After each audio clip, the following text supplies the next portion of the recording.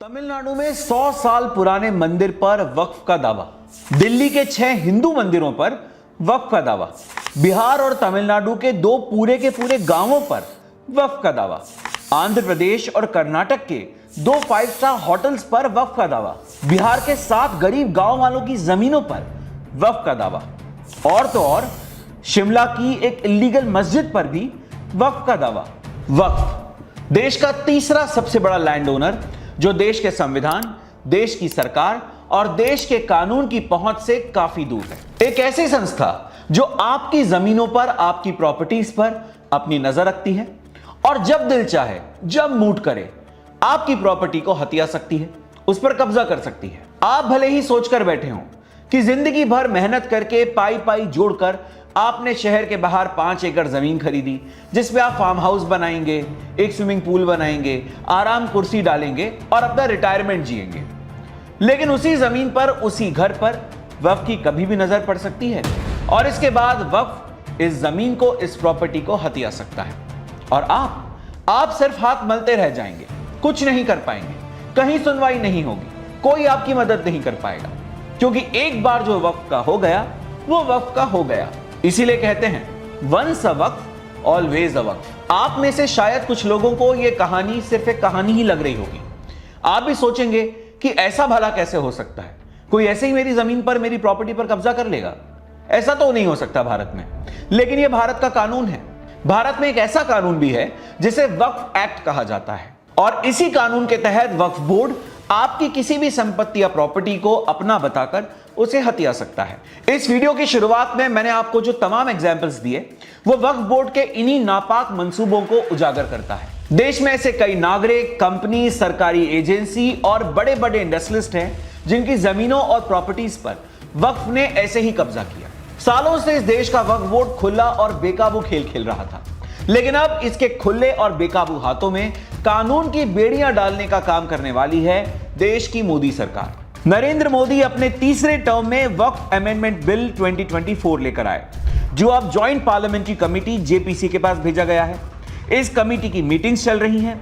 इस कमेटी ने देश भर के नागरिकों से इस मुद्दे पर अपनी राय रखने के लिए भी कहा।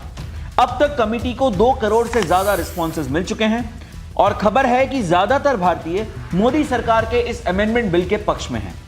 अगर यह बिल पास होता है तो इंडियन कॉन्स्टिट्यूशन के वक्फ एक्ट 1995 में कई चेंजेस होंगे और एक नया कानून लागू होगा, United Waqf management, empowerment, efficiency and development act, यानी उम्मीद।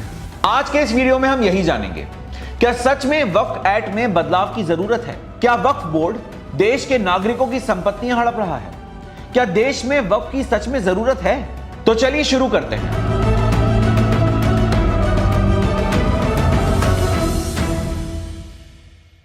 सबसे पहले जानते हैं कि आखिर वक्फ है क्या।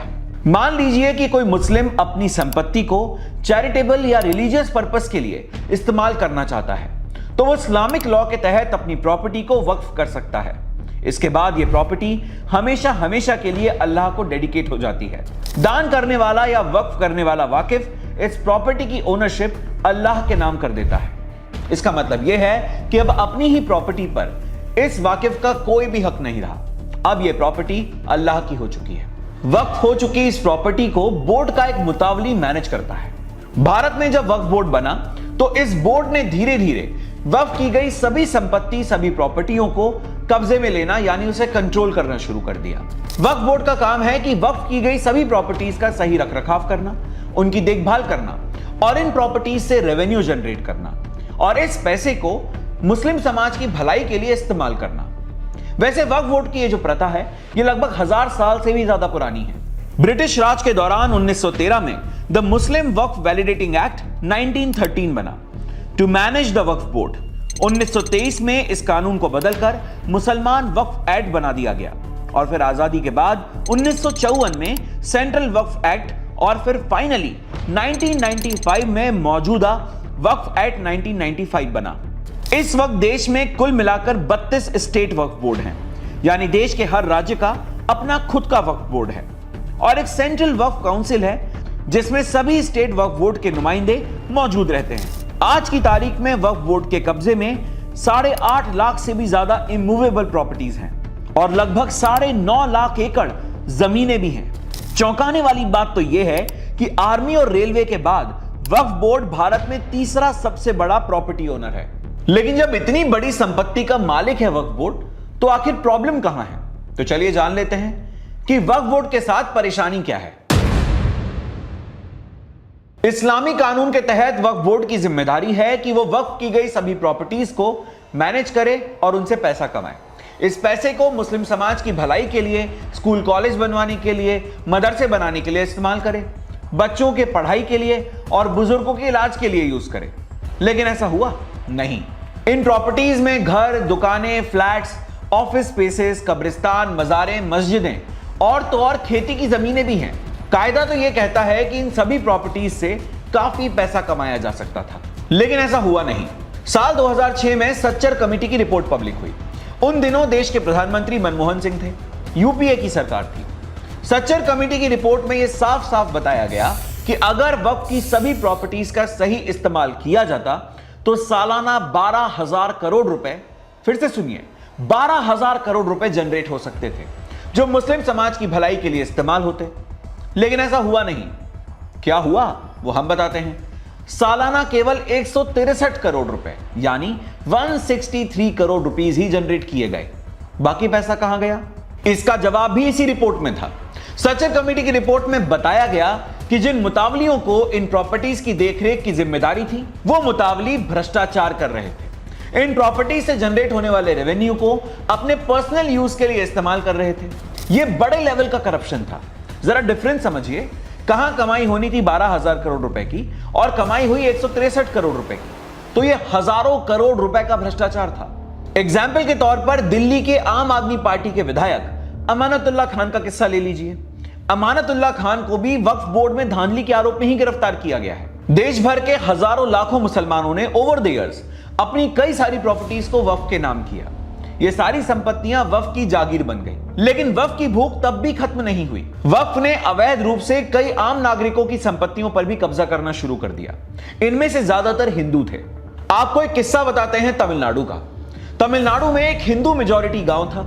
इस गांव में रहने वाले लोगों को एक दिन अचानक पता चला कि उनका पूरा का पूरा गांव वक्फ की संपत्ति है, क्योंकि इस गांव पर वक्फ ने अपना दावा ठोक दिया। सिर्फ यही नहीं, वक्फ ने जगह जगह नोटिस चस्पा कर दिए कि कुछ दिनों के अंदर इस गांव को खाली कर दिया जाए, क्योंकि यह वक्फ की संपत्ति है। मामला पहुंचा कोर्ट और उसके बाद कोर्ट ने तमिलनाडु वक्फ बोर्ड को जमकर फटकार लगाई। यह कहा कि ऐसे कैसे आपने किसी के भी गांव को अपनी प्रॉपर्टी बता दिया। यह तो सिर्फ एक एग्जाम्पल था।